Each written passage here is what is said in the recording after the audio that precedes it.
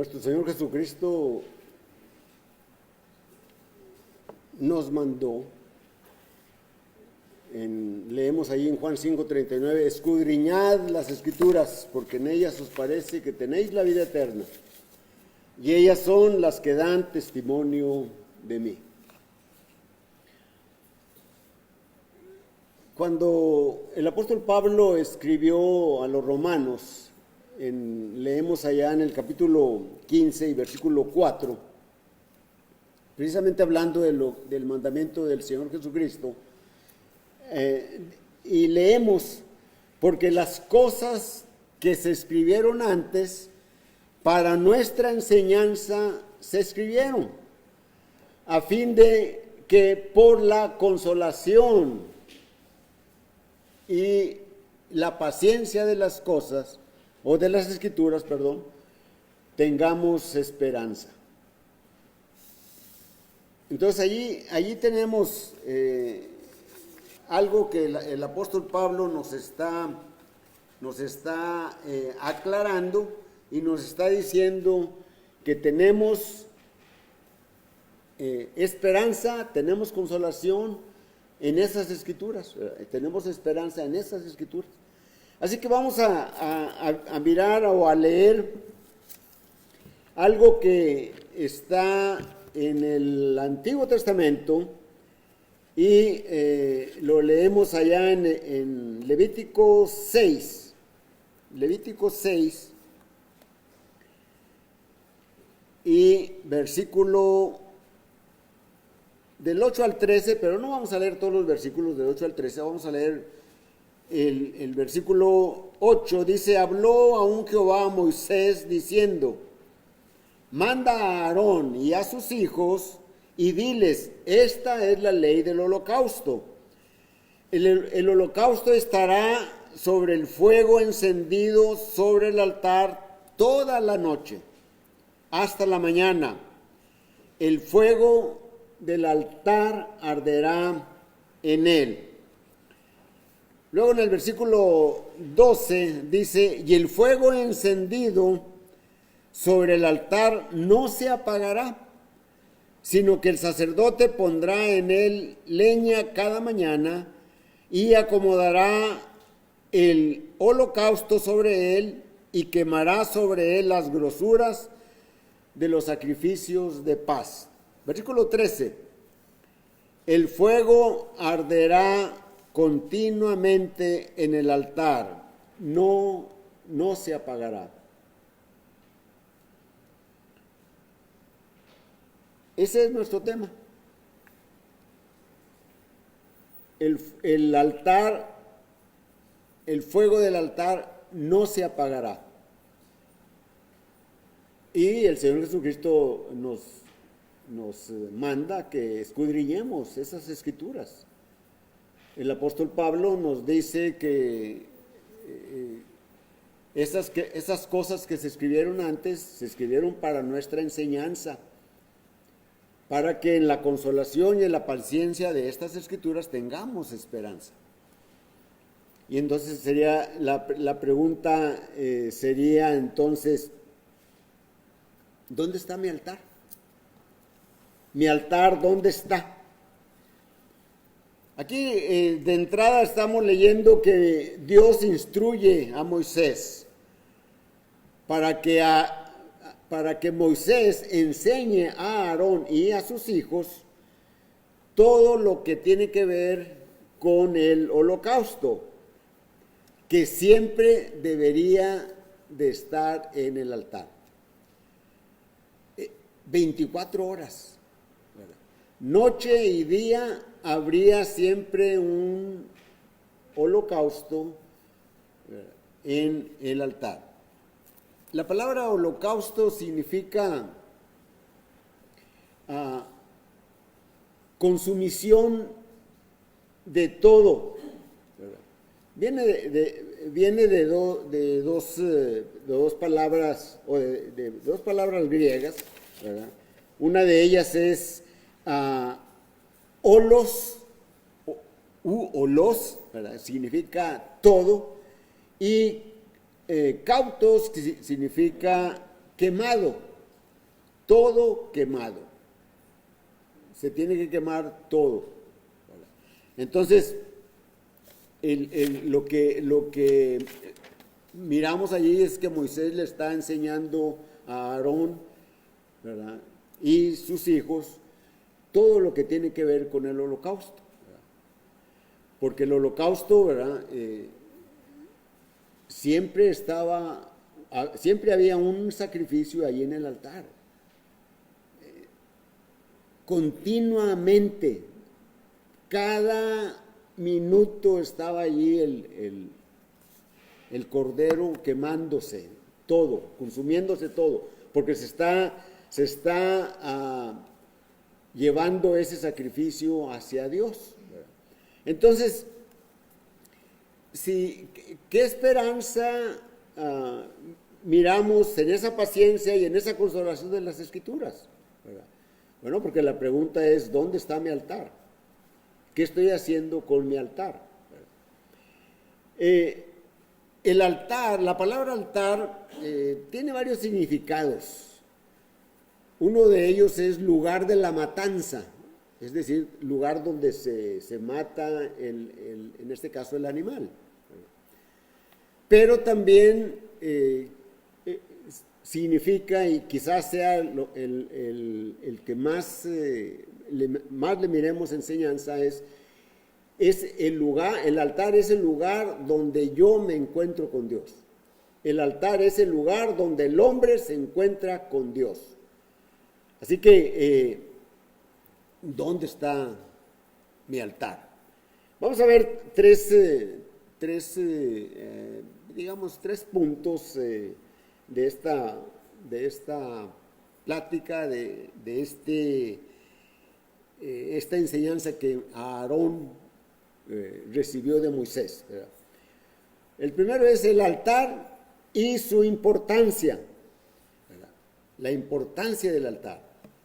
El altar siempre tendrá un sacrificio. Cuando leemos nosotros allá en el libro de Éxodo, de Éxodo, en el capítulo 29, y versículos 38 y vamos a leer solamente hasta el 38 y 39. Dice la Escritura: esto es lo que ofrecerás sobre el altar: 2 corderos de un año cada día, continuamente. Esto es lo que ofrecerás sobre el altar: 2 corderos de un año cada día, continuamente, siempre, constantemente. Versículo 39. Ofrecerás uno de los corderos por la mañana, y el otro cordero ofrecerás a la caída de la tarde.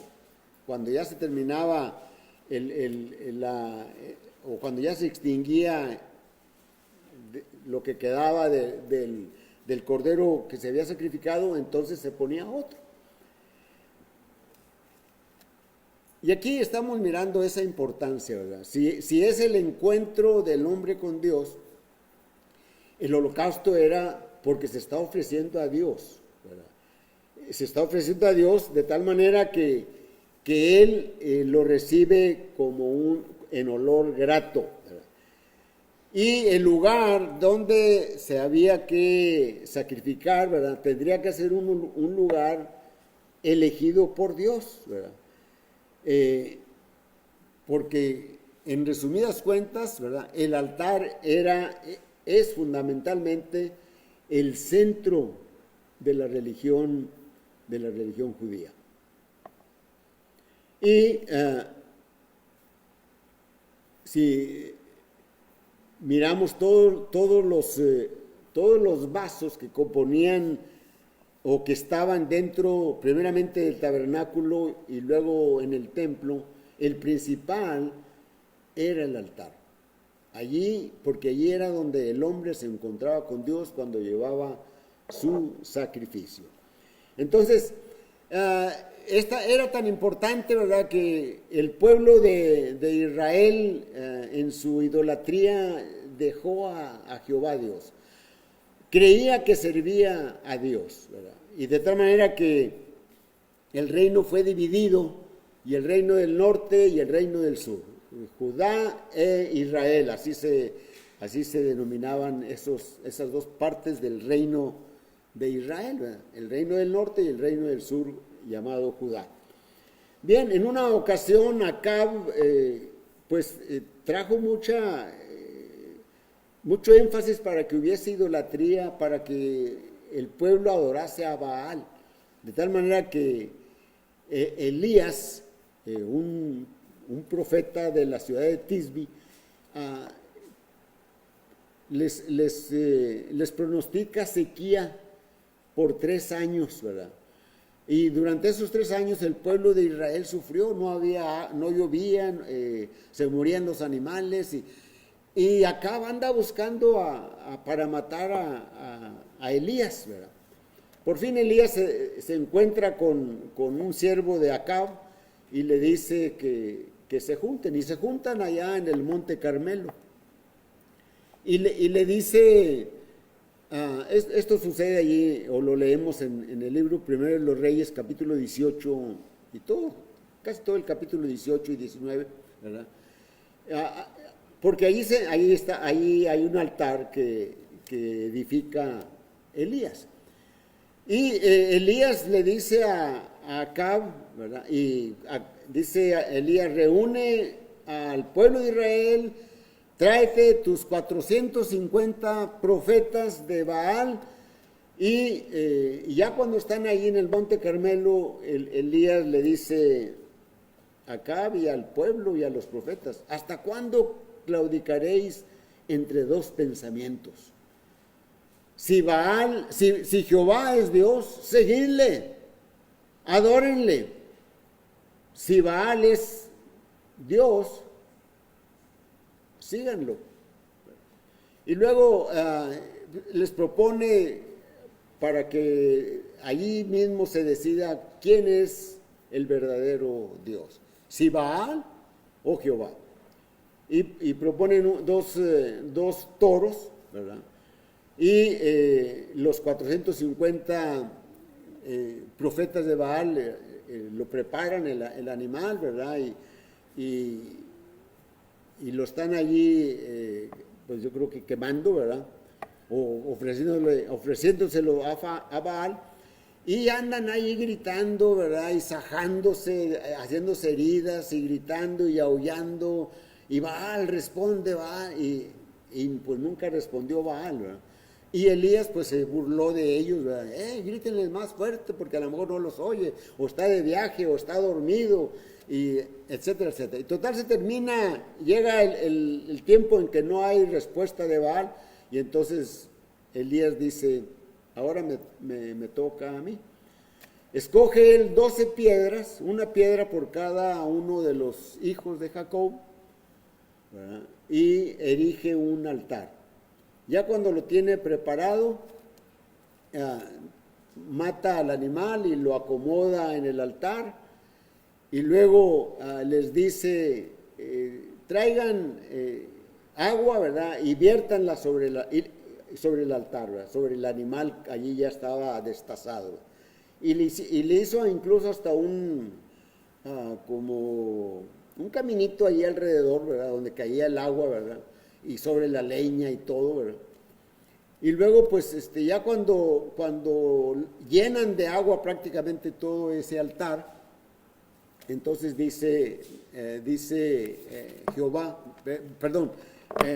Elías ora a Dios, ¿verdad? Y le dice: Jehová, Dios de Abraham, de Isaac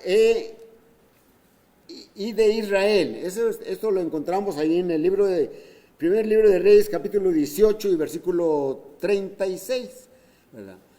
Sea hoy manifestado que tú eres Dios en Israel, y que yo soy tu siervo, y que por mandato tuyo he hecho todas estas cosas. Respóndeme, Jehová, respóndeme, para que conozca este pueblo que tú, oh Jehová, eres el Dios, y que tú vuelves a ti el corazón de ellos.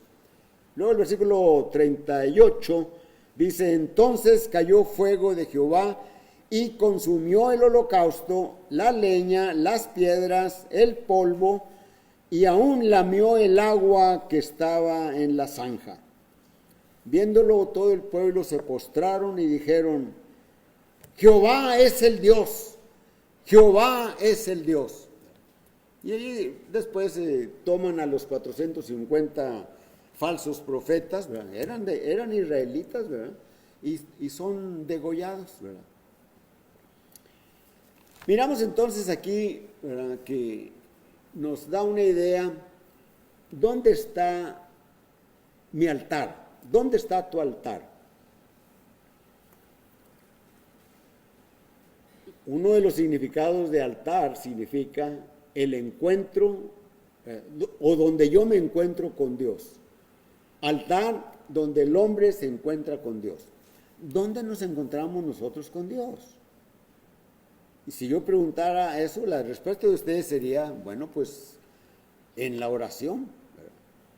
Cuando yo oro, ¿verdad?, yo estoy orando a Dios, Padre nuestro que estás en los cielos, ¿verdad?, santificado sea tu nombre, bendito seas, gracias a Dios, gracias a ti, Señor, por esta mañana en que podemos hablar de el altar. El fuego en el altar nunca se apagará. ¿Dónde está el altar? Está en mi corazón, está en tu corazón espiritual, que es nuestra mente. Allí donde nosotros pensamos y llevamos las cosas de cuando meditamos, cuando oramos, ¿verdad? Dice el apóstol Pablo escribiendo en su primera carta, en el capítulo 6 y versículo 19, y leemos allí, dice, ¿o ignoráis que vuestro cuerpo es templo del Espíritu Santo, el cual está en vosotros, el cual tenéis de Dios, y que no sois vuestros? En 1 Corintios capítulo 3 y versículo 16, el apóstol Pablo dice, ¿no sabéis que sois templos de Dios y que el Espíritu de Dios mora en vosotros? Somos templo de Dios.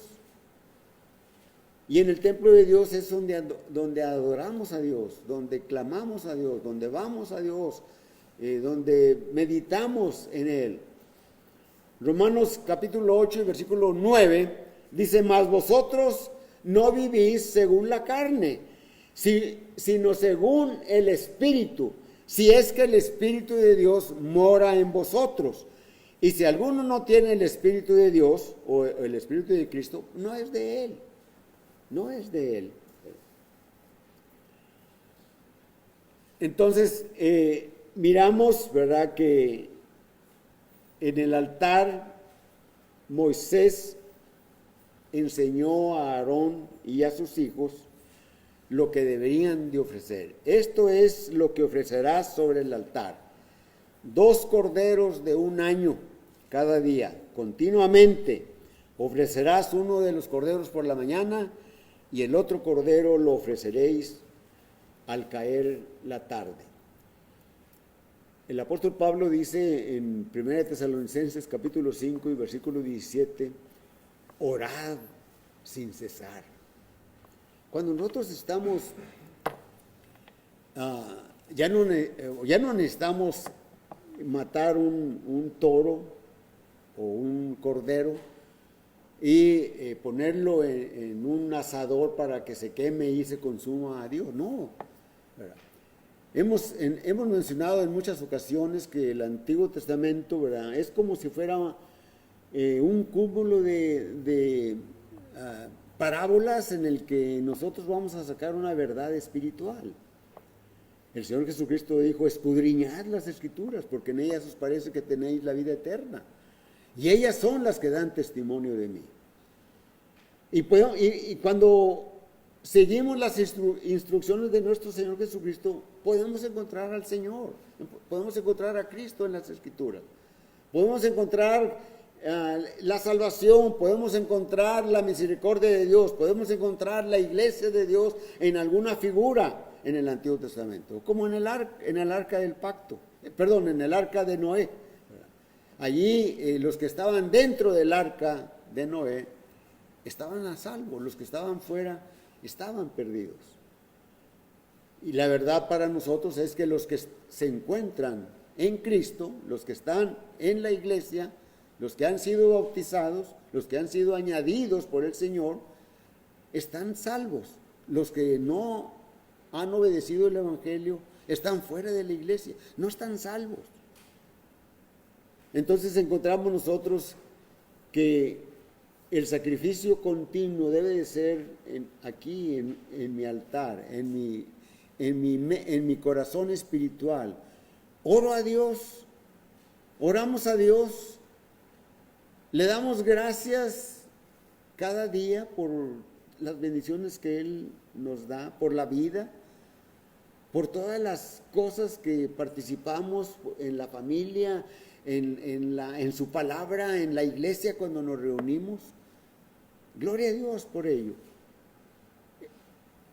El fuego nunca se apagará. El apóstol Pablo dice, no apaguéis el espíritu. No apaguéis el espíritu.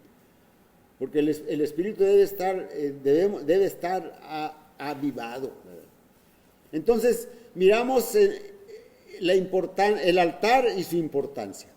El segundo punto es, el altar siempre tendrá un sacrificio. Se mencionó por la lectura que hemos tenido, ¿verdad?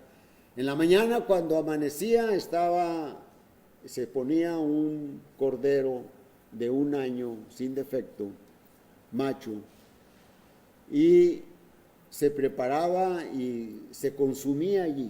Y por la tarde el sacerdote se quitaba sus ropas, se ponía otras y juntaba las cenizas, y luego las cenizas eran llevadas a un lugar limpio. Y era colocado otro cordero para que toda la noche estuviera consumiéndose. Entonces aquí miramos una responsabilidad del sacerdote.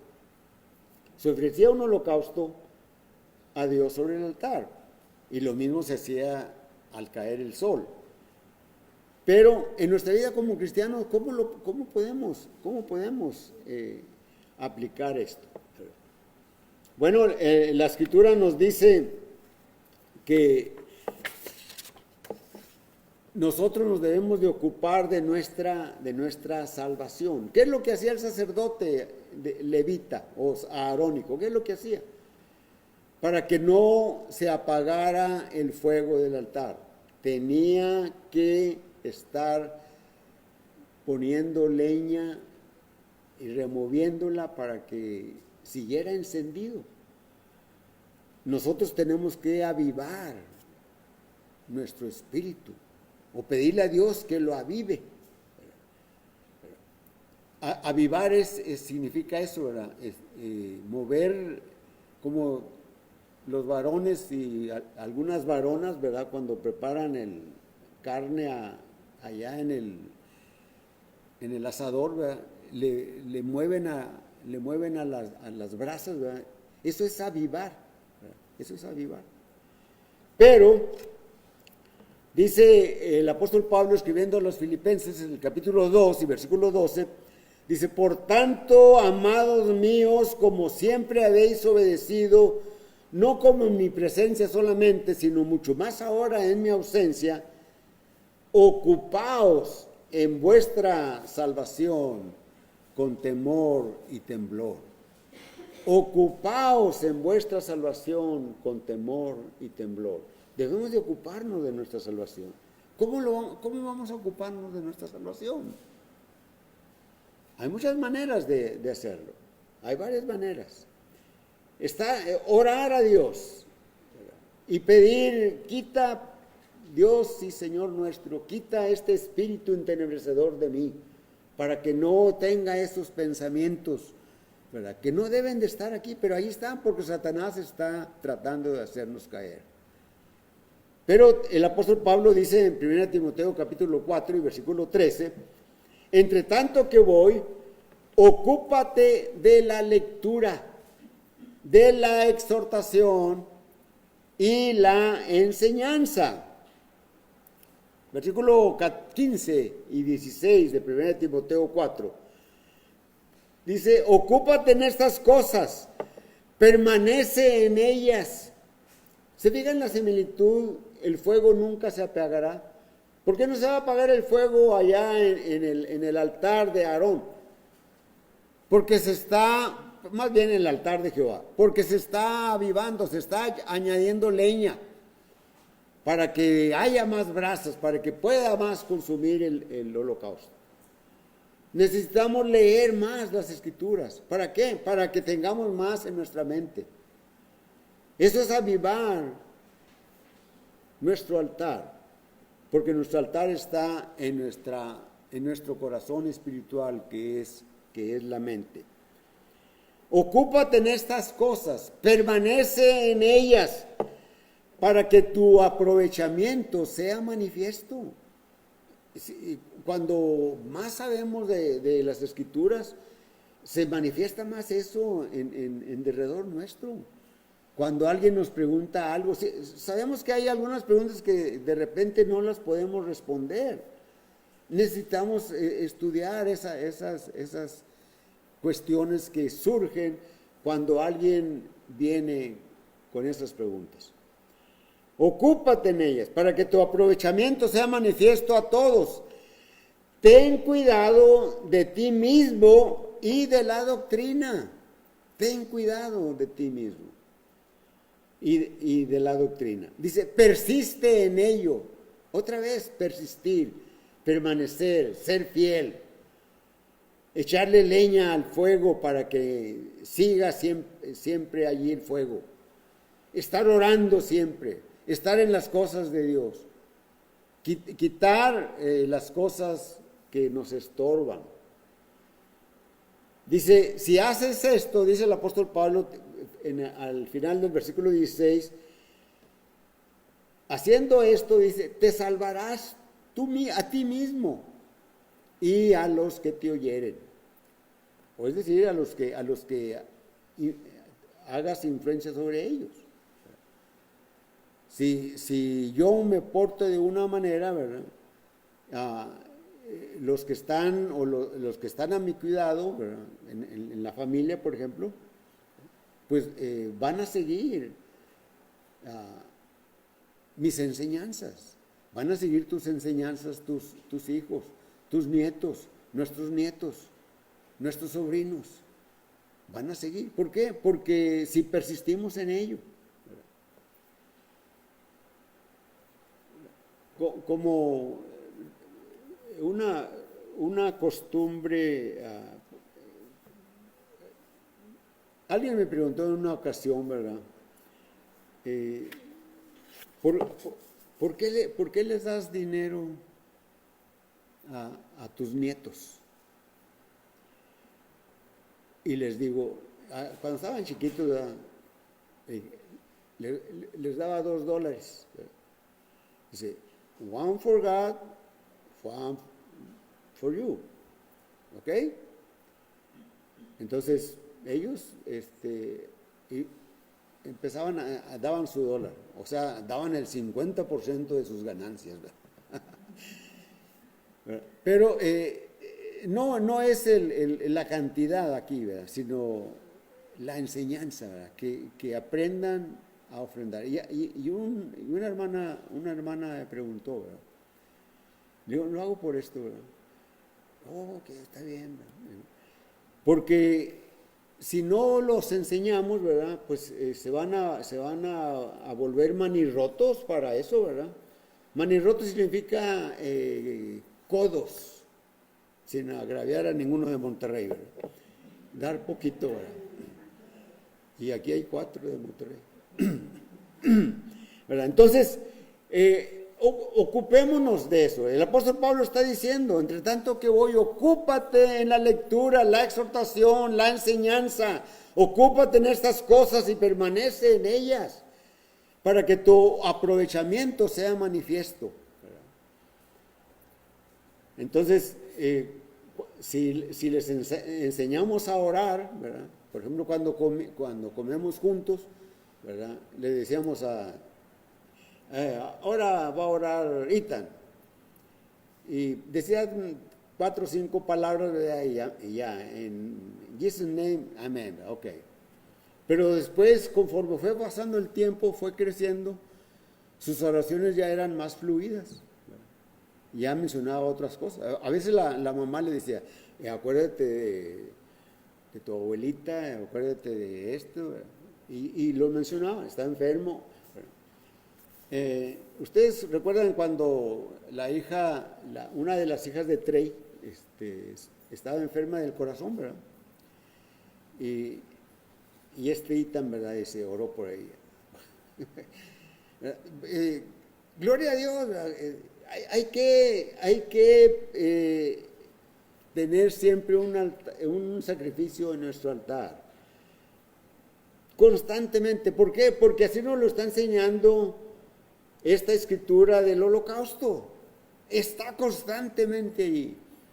Esto no significa, ¿verdad?, que entonces ya no vamos a hacer nada más vamos a estar en un estado de contemplación. No.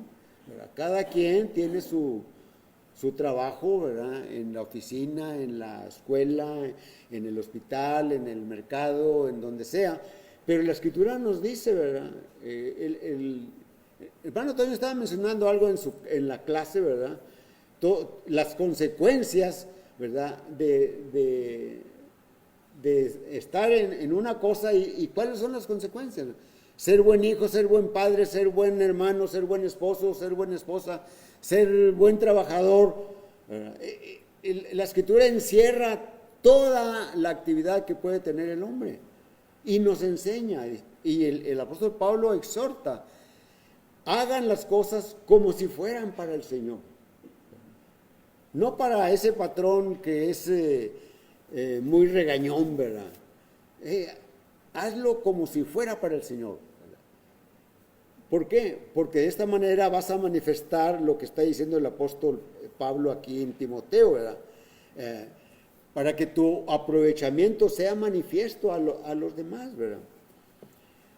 El apóstol Pablo escribe a Tito, en el capítulo 3 y versículo 8, palabra fiel es esta, y en estas cosas quiero que insistas con firmeza. Otra vez la constancia, la fidelidad, para que los que creen en Dios procuren ocuparse en buenas obras. Estas cosas son buenas y útiles a los hombres. Entonces, hemos mirado cómo el altar siempre debería de tener fuego.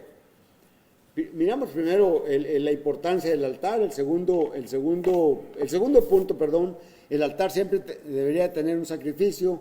Y el altar, el tercer punto, ¿verdad?, es que siempre debería de tener fuego, para que no hubiera,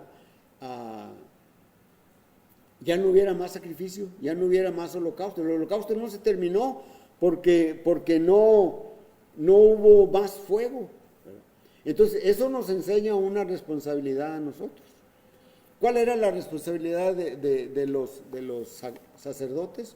Avivar el fuego, echarle leña, echarle más leña, dispersarla, mover a lo mejor el sacrificio allí en la parrilla, ¿verdad?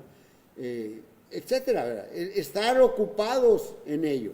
Eso era la labor, o esa era la responsabilidad de que el sacerdote tenía que conservar eso. Allí en Levítico 12, que es lo que leímos al principio de nuestra clase o de nuestra exhortación, ¿verdad?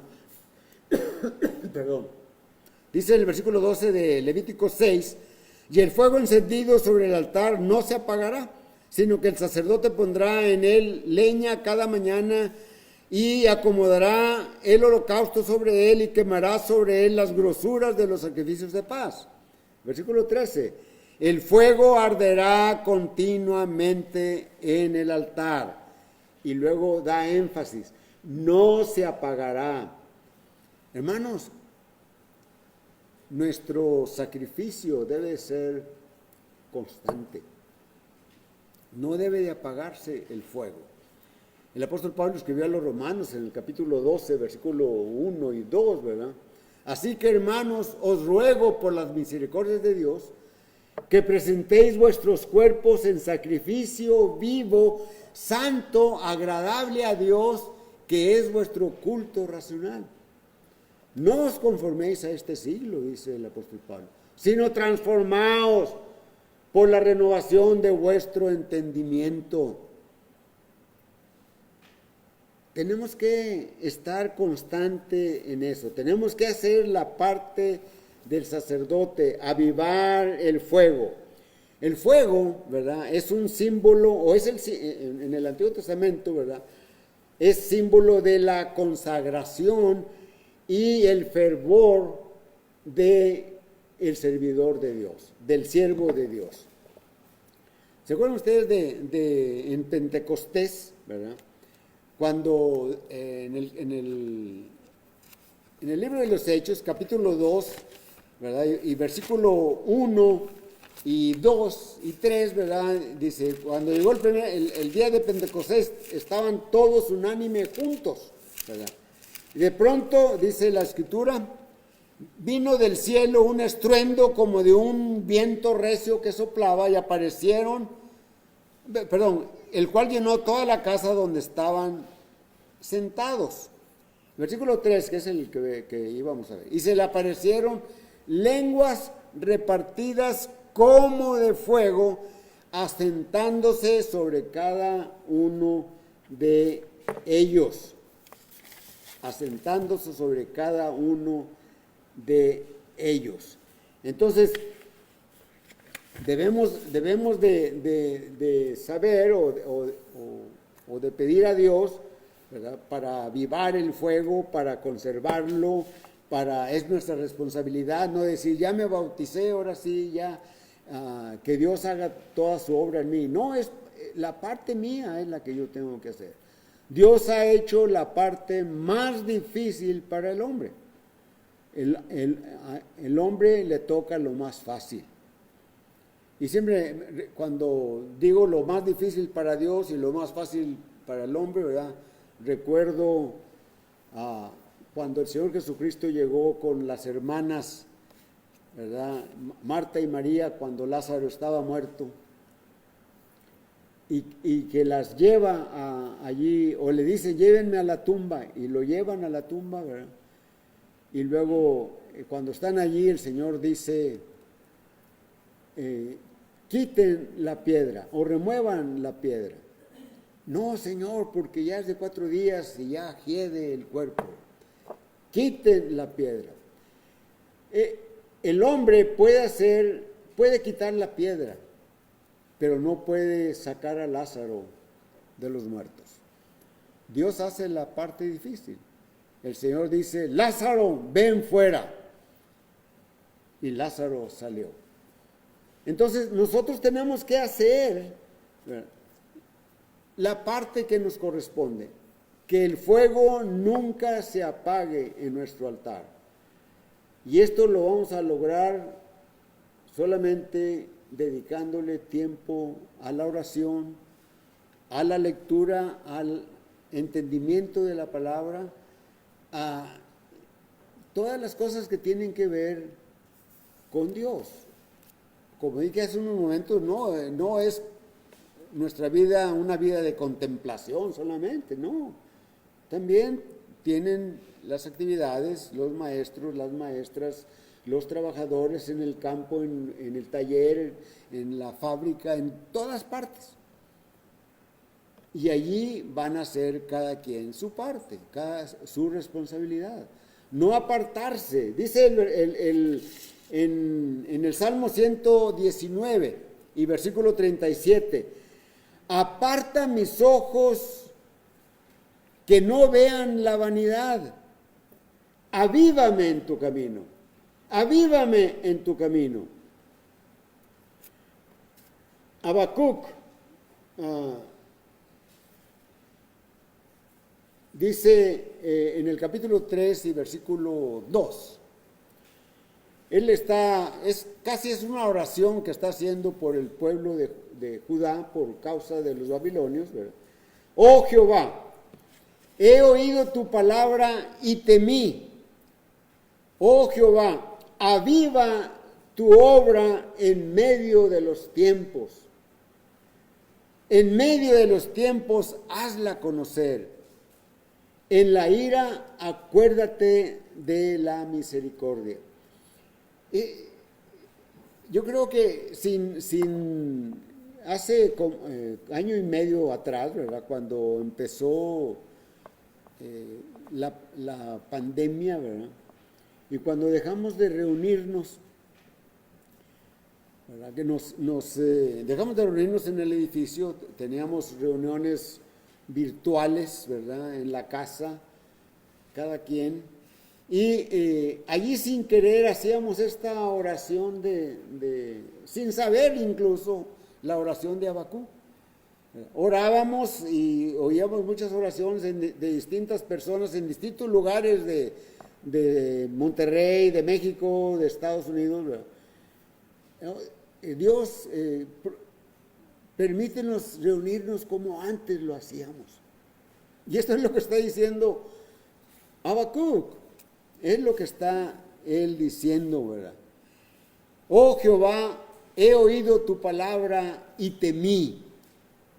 Es decir, tuvo temor. Oh Jehová, aviva tu obra en medio de los tiempos, de estos tiempos tan difíciles, ¿verdad? Que gracias a Dios cada día se van suavizando, ¿verdad? Pero no ha llegado todavía a una suavización total en la que, pues miren cómo estamos sentados, ¿verdad?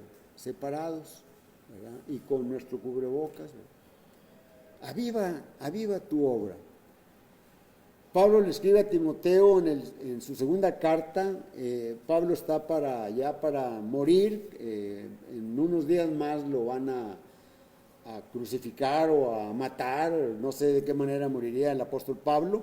Pero le escribe a Timoteo en el capítulo 1, su segunda carta, versículo 6. Por lo cual te aconsejo que avives el fuego del don de Dios que está en ti, por la imposición de mis manos. Me imagino que el apóstol Pablo hizo una oración poniendo sus manos sobre la cabeza de Timoteo y lo encomendó a Dios, ¿verdad? Aviva el fuego del don de Dios que hay en ti. Bueno, nosotros también tenemos el don de Dios. Cuando nosotros hemos sido bautizados, ¿verdad? Cuando oímos el Evangelio, cuando lo creímos, cuando lo aceptamos, cuando confesamos que Jesucristo es el Hijo de Dios, cuando nos bautizamos. Dice la Escritura, Hechos 2:38, ¿verdad? Que recibimos el perdón de pecados y el don del Espíritu Santo. Avivemos ese don del Espíritu en nosotros. Que no se apague el fuego en nuestro altar. Que estemos escudriñando las Escrituras. El Señor Jesucristo lo dijo, lo mandó, no solamente lo dijo, nos lo mandó, escudriñad, ¿verdad? Y está en verbo imperativo, una acción que es constante y hay que hacerla ya. Escudriñad las Escrituras porque en ellas os parece que tenéis la vida eterna y ellas son las que dan testimonio de mí. Allí en este holocausto está Cristo, ¿verdad? Allí en todo lo que se hace está la obra de Cristo. Donde hay que avivar el fuego, ¿verdad? Está Cristo también. Ocupaos en vuestra salvación con temor y temblor, ¿verdad? Ocupémonos de ello, hermanos. Que esta exhortación que está aquí en el Antiguo Testamento, en la ley del holocausto, ¿verdad? La tengamos presente, ¿verdad? Que no nos conformemos, ¿verdad?, a este siglo, como dice el apóstol Pablo, ¿verdad?, sino que nos transformemos por la renovación de nuestro entendimiento. ¿Cómo lo vamos a hacer?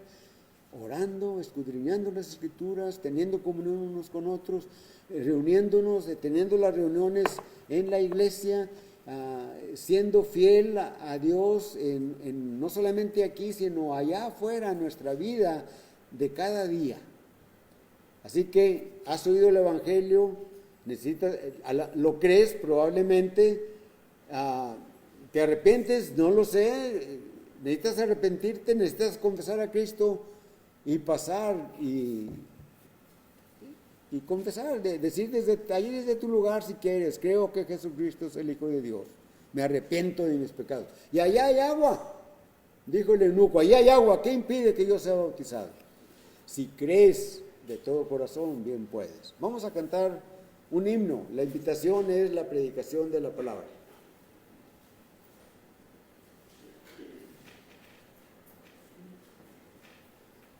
Himno 35.